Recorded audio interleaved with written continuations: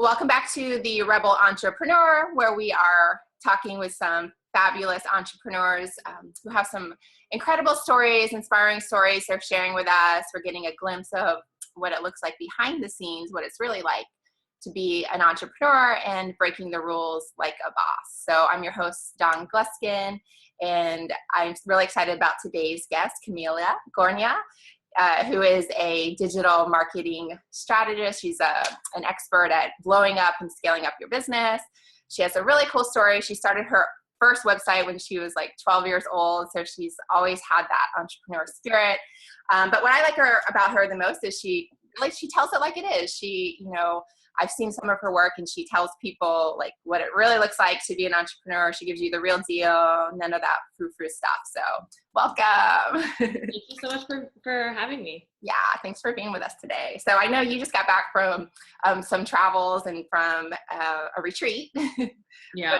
Awesome. So I'm glad that you're here with us today. So tell us a little bit like about what you do, the kind of work you do, and about the retreat you just went on, and tell us a little bit more for those who aren't familiar with your work. Yeah. So my name is Kamila Gornia. I'm the blow up online marketing strategist. So a lot of what I tend to focus on tends to be, I categorize it on blowing up and then scaling up. So blowing up means really establishing your authority, getting booked out with clients that you actually want to work with, and then making sure you have a solid foundation in like people know who you are, people want to hear from you, and then you're doing things basically in a way that works for you. And then the scaling up is, running advertising like Facebook ads, doing sales funnels, having more leverage with the work that you do so that you can bring in more money and leave a legacy and have an empire that actually works for you. And I'm really big on that custom kind of created business, not really following somebody else's like cookie cutter step-by-step thing. Although there are step-by-steps for little tiny tactics, but I think it's really important that we listen to ourselves and how we want to lead our business. And then I basically help the people that I work with to uncover what that looks like, and then giving them specific action steps to make it happen in a way that actually is exciting for them. It's fun, and they want to keep going and really make that impact with their business. So it's a little bit about what I do. And yeah, I just finished my first retreat, and it was really, really cool. It's a 5-day retreat, Business by the Beach. I led it with one of my business friends, and it was amazing. It was like totally life-changing, and very glad that I did it. Yeah, retreats are so awesome because you just get out of like your daily routine, because there's so many distractions. We always have the big intentions of things we're going to do in our business, but there's the daily routine. So when you get out there and you're, by the ocean, and you're like with like-minded people, magic happens. I love retreats. And I think what you do too in your business is so important, because I know a lot of people have really great business ideas, but they just don't know how to get the message out online and, digital. You have a really cool story. This is my dog Maestro. He really wants to be in the interview today. He wants to be famous too. So you started your first website when you were 12 years old, which I think is really cool, because most 12-year-olds are like out playing and, not. I feel like nowadays they don't, but like back then, definitely. Yeah, nowadays it's more common, but especially back then, So what was that like? Like, why did you have the idea? How that all transpire? Well, for me, it was a very, very specific thing that I did. And it was, that website was like a manga scanlation. So I was really into like manga and anime as a kid.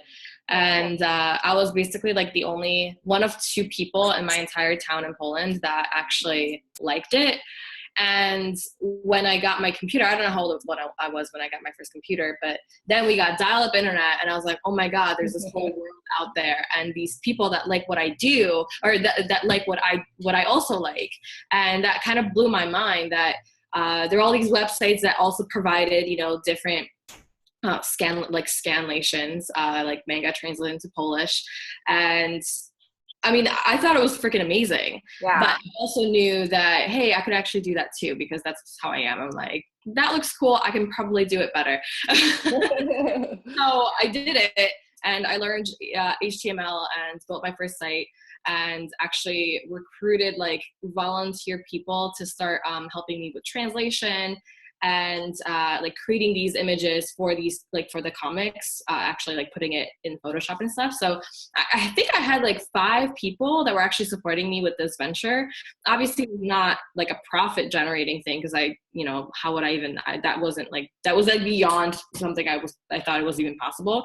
Right. But it was just like a cool thing for me to connect with other people and, provide the passion that I had towards other people. And like, it was kind of like a community thing, but, that's really when I started doing marketing and realized that I liked it and it was fun. And, for me, it wasn't like, that's what marketing was. I never really knew that term, honestly, until like I went to college. Right. To be honest with each other. For me, it was just a matter of like, I created this thing and I want more people to know that I have this thing. And I also want more people to get more downloads, like to download the things that I'm creating. And I wanted more people to just like, know that my website is awesome. Yeah. And that's really what marketing is. Like, you want more people to know that you have something, that you've created something, and you want to help other people out with this thing that you've created. And that's basically what marketing is. And that's how I started doing a lot of different things. I mean, like exchanging links, and then a little bit about SEO, and like I literally just did it by trial and error, because how would I even possibly, like, what do I even know what to type into, like, the AOL or whatever it was. Right. Yeah. Browser. I mean, I don't think Google was around yet. So it's like, how would I even possibly know what to type in? It was all a matter of like figuring out and like using your gut to figure it out. But that's really where everything started for me. That's so cool. And what great training for entrepreneurship, because that's what, our daily lives look like. You have to figure everything out. If you want something done, you either delegate it or you learn how to do it. You teach yourself how to do it, and you don't see them as obstacles. You're like, I want to do this. Let's figure it out. So good training at a young age. Yeah. Yeah. So I wanted to talk to you about also something that comes up in your business a lot is self-expression. And not a lot of people talk about that. There's no like module when you go to business school, like we're going to talk about self-expression today, but I think it's so important in business, especially in the online world, if you want to connect with people and have that authentic connection. So I guess how do you describe self-expression? Like, how do you define it, and how do you work with your clients to bring that out of them? And from your own work too. Yeah. So for me, I mean, creativity, self-expression, like just for me, it's really a matter of like doing what feels right for you, and not in like a woo-woo sense, but just like literally like create a business that you're excited about and like you're having fun with. And for me, like as an artist, which, I had a photography business and like I've always been drawing, and that's why I liked manga, is because the artistic kind of vibe of it. For me, it was always about self-expression. Like I created things because something was inside of me and I wanted to bring it out. And that's really what I see business as well. Like you have something within you, whether it's, you're passionate about a cause, or you're passionate about like, just making a move, creating a movement around whatever, health or whatever it is. Right. And, I think it's honestly, for me, it's like self-expression is higher up than profit a lot of times for me, because that, I think I have that like kind of like more artist mindset, where that's really what it is. Like if what I was doing wasn't making me excited and I wasn't having fun with it, I honestly wouldn't be doing it. I would move on to doing something else. And that's really what, those are the types of people that I like to work with as well. People that are actually passionate and excited about what they do. They are, invested in what they do. And then we basically create ways for them to get it out so it is profitable, and then makes them want to keep going. Because honestly, like profit does fuel passion, and it kind of goes off of each other. Right. A lot of times, not always, but a lot of the time it does. And, that's why I don't really do like, even though I have courses and stuff where, it teaches like step-by-step things, because people do need that. The way that I really like look at like step-by-step things is like, okay, here's the framework. How can you break through that and make it your own? And that's really what I teach my clients and how I work with my clients. And I think they really appreciate that. And they tell me that they appreciate that, where, I really get to know each person, and I'm not going to tell somebody to do, X just because it worked for me. It's really a matter of finding what could work for you so you can actually consistently do it. And, that's how you're going to profit in a much more effortless, but also exciting and fun way that is sustainable in the long term. Yeah. And I think people will naturally connect with that. So if you, are just starting out in business, or you're trying to grow your business and you see someone who you like and you want to emulate them, and then you start copying what they're doing, like people, it's just not going to. There's so many people that do it. Yeah. Yeah. Oh, it worked for so-and-so. So-and-so has 100,000 followers. Let me just do what she's doing or what he's doing. And it's not authentic, and people aren't going to connect with it. But if you just bring your flavor, like we all have something unique about us. We have our own unique journey and path and experience. And if you just bring that to the table, people like instantly connect with it. You know, it's real. Like we can sense real online, you know? Yeah, no, absolutely. I actually had a client and she was actually scarred after working with a business coach, because the business coach was telling her like, do this works, do it, even though it didn't feel right with her. Right. But like the person didn't give it, like they didn't care. And, you know, she tried, but she wasn't putting her own heart into it because it didn't feel aligned for her to do so. And, you know, she basically got scarred. She was like, I'm never going to work with a coach again. Like maybe my business is not, you know, supposed to be, you know, successful or whatever. I mean, she was very successful. She's been doing, she was a coach for many years. Right. She was making, 5 figures every month already, but she wanted to make sure that she's able to scale that and continue growing. And when she came to me, she was a little bit like, listen, here's what happened. And I want to just let you know that this is what happened. And I'm very like cautious. And you know, every single day she Voxers me, like she sends me messages and she's just like, I'm so grateful for you. Like, I'm so excited because we actually found a way for her to do marketing in a way that feels right for her. It's exciting for her and actually like allows herself to be like her online without having to like, okay, well now you have to post 5 times a day in a Facebook group and say this and say this. It's like, that's not going to be sustainable for you. And everybody's going to be doing the same thing. And then like, what's special about that?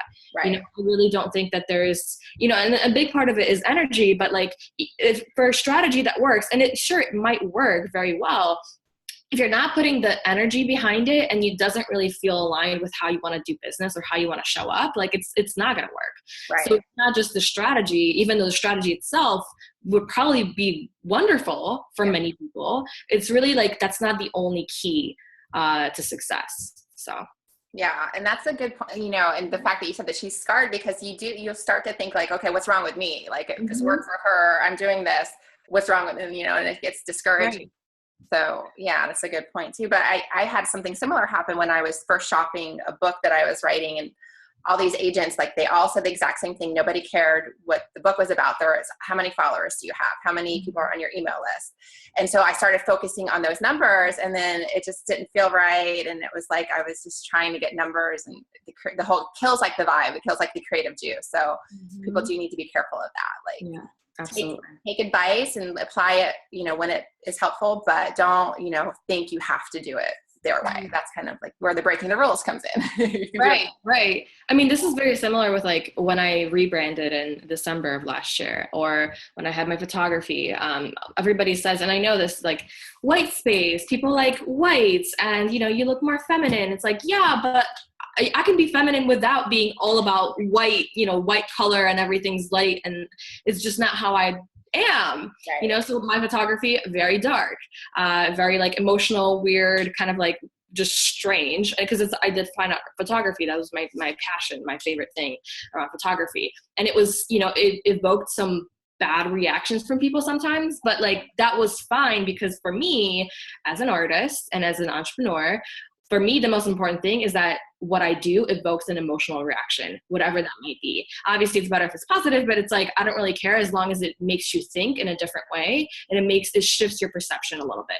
And I know that goes like beyond marketing, and what I do is marketing, but I really do believe that marketing is not just this flat, like, here's the data, here's this, here's that. It's really about like, marketing is what's going to get your business to the next level. And it's not just by the things that you do, but how you actually look at marketing and have it be like your business and how you do business in general, you know. So it's a little bit different in terms of, I guess, my theory, or, you know, how I teach and whatever. But, you know, it's like, don't even listen to what other people say. Obviously, you know, if it still has to, you know, be, I don't know what I'm trying to say right now.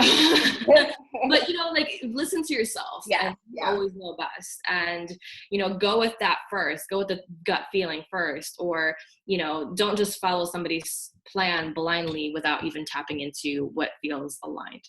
Right. And well, and when you're taking risks too, like, because it's a risk, like everyone else is doing white space and I'm doing dark, but, you know, it could backfire, but it could also be like, oh my gosh, her pictures look so much different than everyone else's. You stand out.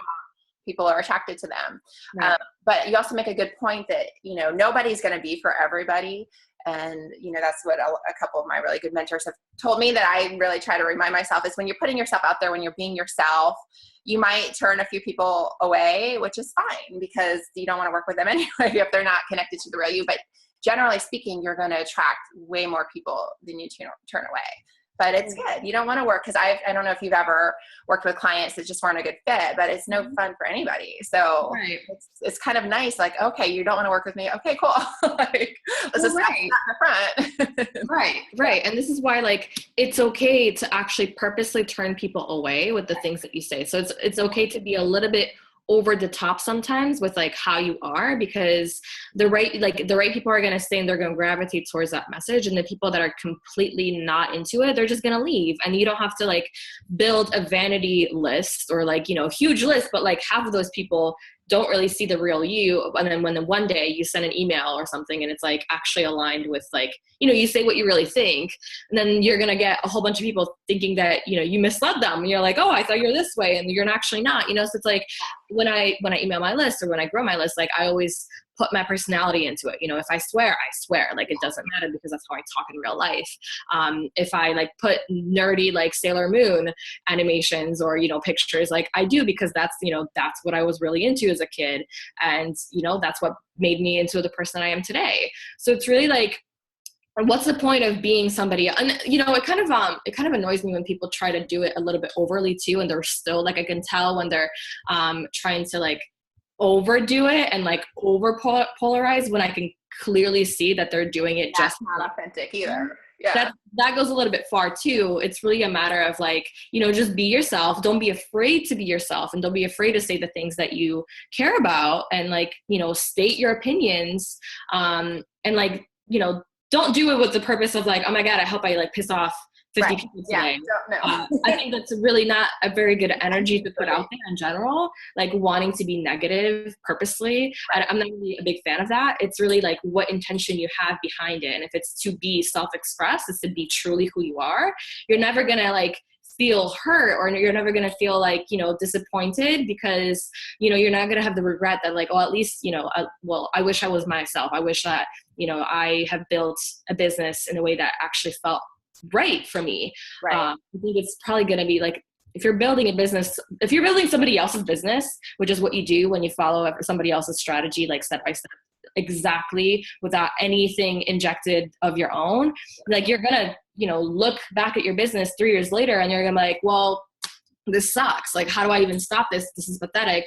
I'm not even happy.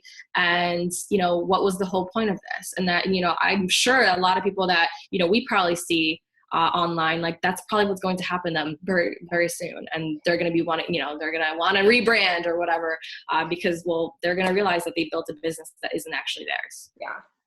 That's a good point. And then like I said, the psychological part too. Well, what's wrong with me? It worked for them. And there's nothing wrong with you. You just need to be you and bring yourself to the table. Yeah. So I know some people actually kind of struggle with that. And I think it's, you know, just because we're conditioned even from a young age. We have our families want us to act a certain way, and the school system has us wanting to act a certain way, and just, you know, society. So I think we spend a lot of our lives growing up, we kind of suppress ourselves, and, you know, we only bring certain pieces to the table because, oh, they're going to judge me, or they're not going to like me, they're not going to work with me. And there's so much of that going on psychologically with all of us. You know, we all have to work through it and kind of like unbury the real authentic us sometimes. So if you have a client that just is like, I don't even know what to bring to the table, like how do you work with them to get their story out there? Or like, what do you do as from a marketing standpoint? So I'll be totally honest, because I usually work with established business owners. So typically those people already know, like, you know who you are. I don't tend to work with newbies. I don't tend to work with people that don't have a business yet, or they're not clear, because it's honestly like not my favorite thing. I'm not an idea to business thing. Like, I don't even know how I would get started with that. Honestly. You like them when they're already established and they would just want to get to the Right. Because for me, it like comes so naturally. I don't even have like a way to get them to like realize these things. But honestly, like if I was to try to tell somebody like how to realize these things about yourself, like what are the things that you could, step up. I think it's just a matter of like trying a lot of different things. And, like if you're into journaling, then journal. If you like listening to music, then do that and like think.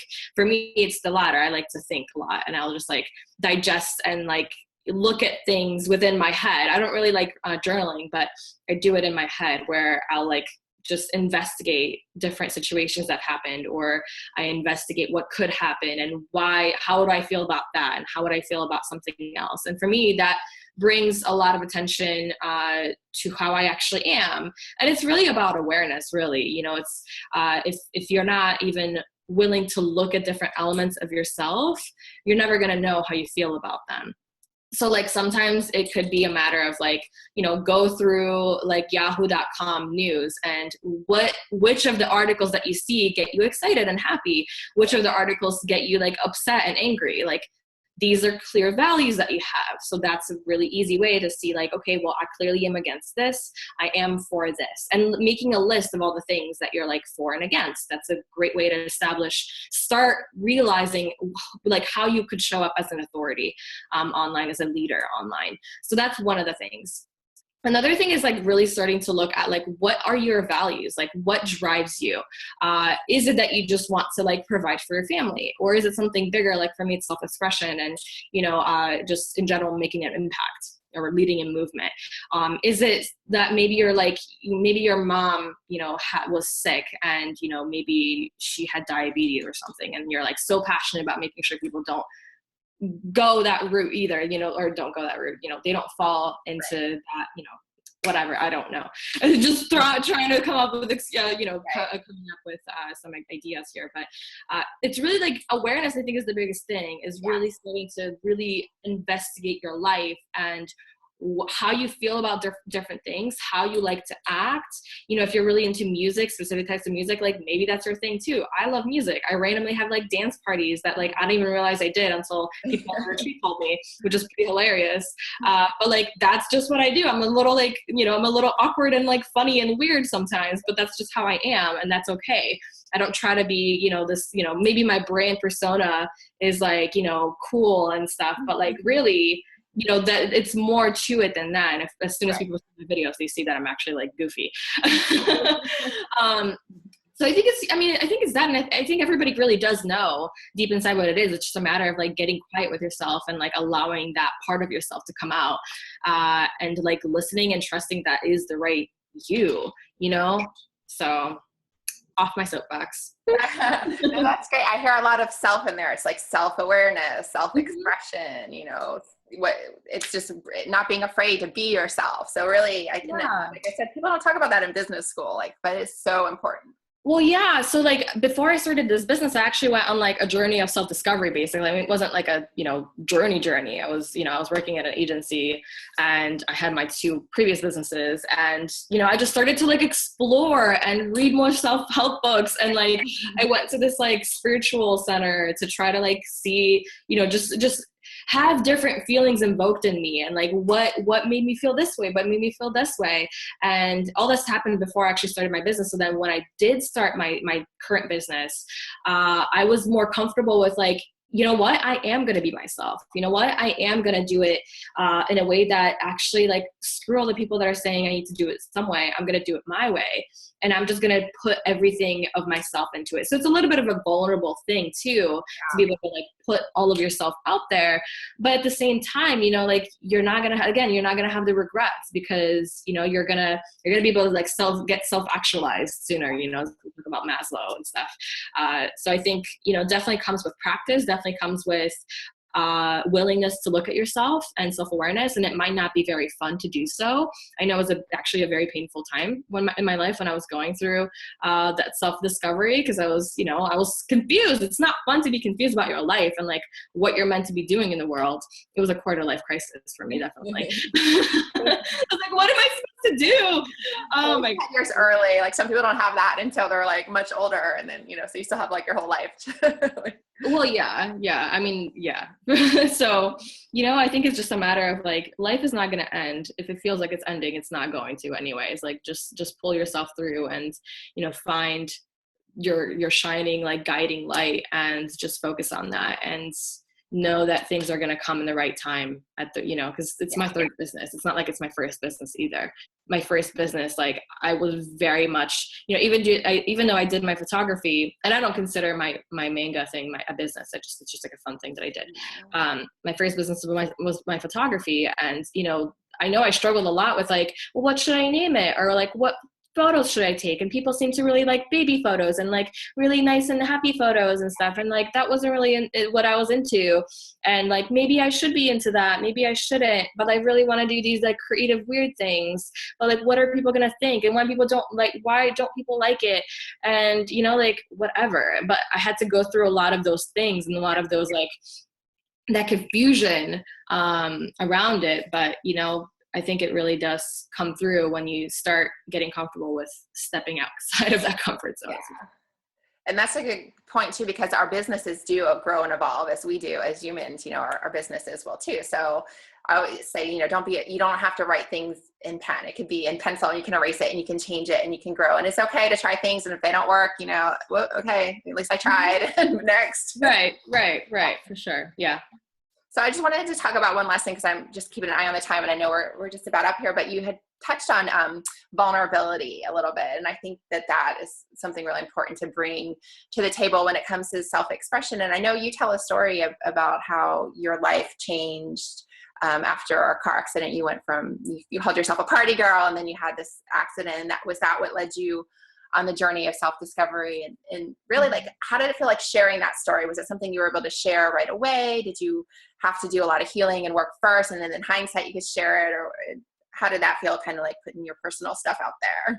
I didn't. So this, this happened 5 years ago when I was in the car accident. It was almost 6 years ago, actually. And I think what happened in the beginning is I actually started stuffing it down, because I started dealing with, I was diagnosed with panic disorder afterwards. And a lot of things were just like going haywire, and everything started happening around that time too. And like my best friend died, and it was just like a lot of things from cancer, not related to this. But it was just a lot of things that were really going wrong. And I actually didn't even realize that like this was what was happening. I tried to like stuff it down, and, I realized that I can't keep doing that. But I didn't actually start sharing about my experiences until fairly recently. Honestly, I think the first time I actually shared about the car accident publicly was a year ago, because it was very difficult to do so, because it's like, I don't know if you've ever dealt with anxiety or like panic disorders, but it's like you literally think like you're gonna die.